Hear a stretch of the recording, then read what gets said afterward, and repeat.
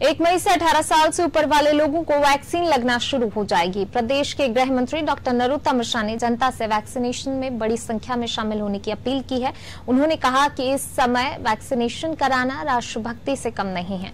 वहीं दिग्विजय सिंह के ट्वीट पर और जीतू पटवारी के पत्र पर पलटवार करते हुए उन्होंने कहा कि ये लोग केवल ट्वीट और पत्र की राजनीति करते हैं। ऑक्सीजन की आपूर्ति को लेकर गृह मंत्री ने कहा कि प्रदेश में बड़ी संख्या में ऑक्सीजन की उपलब्धता हो रही है। लगातार ऑक्सीजन मिलने से मरीजों को राहत मिलेगी। क्या कुछ कहा, आइए आपको सुनवाते हैं। देश के अंदर, खासकर मध्य प्रदेश के अंदर, अपने 18 से 44 आयु वर्ग के लोगों के लिए वैक्सीनेशन का अभियान चलेगा।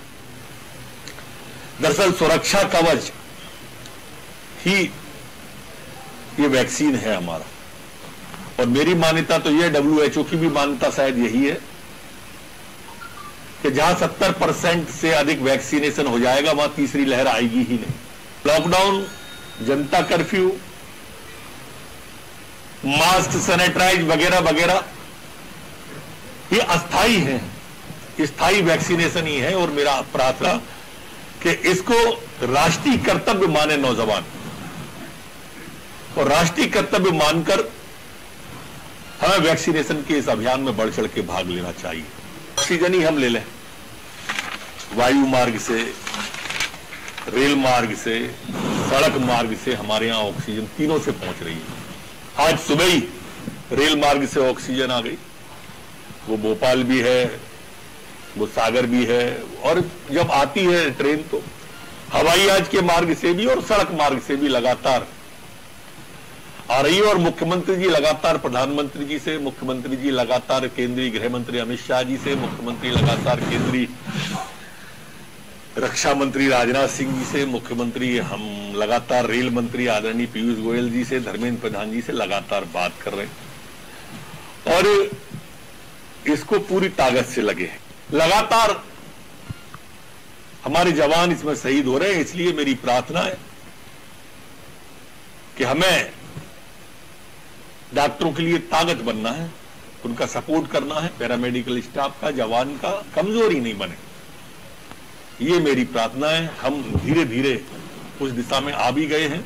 हमारे जेलों के अंदर भी संख्या कम करने की दृष्टि से हमने 60 दिवस का आपात पैरोल स्वीकृति करने का तय किया है।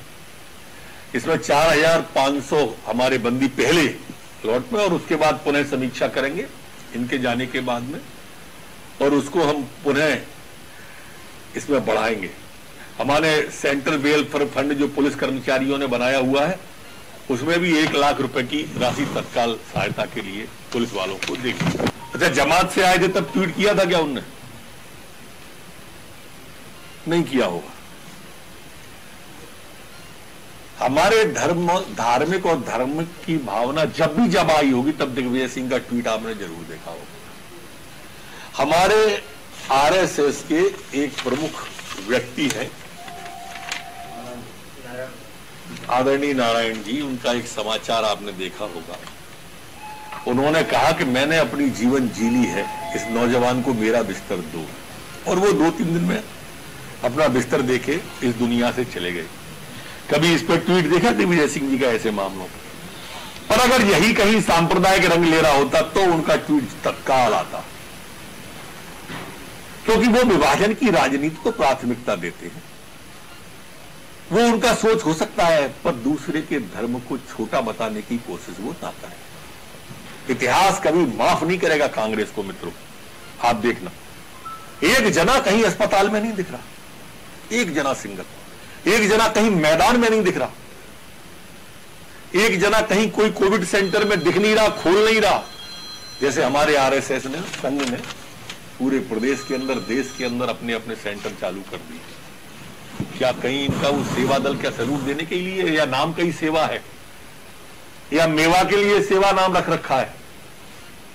अगर इस आपत्ति, इस विपत्ति, इस संक्रमण की, इस वैश्विक आपदा पे भी कांग्रेस सामने नहीं आ रही तो कभी इतिहास उन्हें माफ नहीं करेगा। सिर्फ आलोचना करना, सिर्फ कमियां निकालना, सिर्फ कीड़े बीनना, ये उनको शोभा देता होगा, भारतीय जनता पार्टी के कार्यकर्ता को नहीं देता। हम इस आपदा की घड़ी में कई असफल भी होते हैं, तब भी हम प्रयास करते हैं, आपको मैदान में दिखते हैं।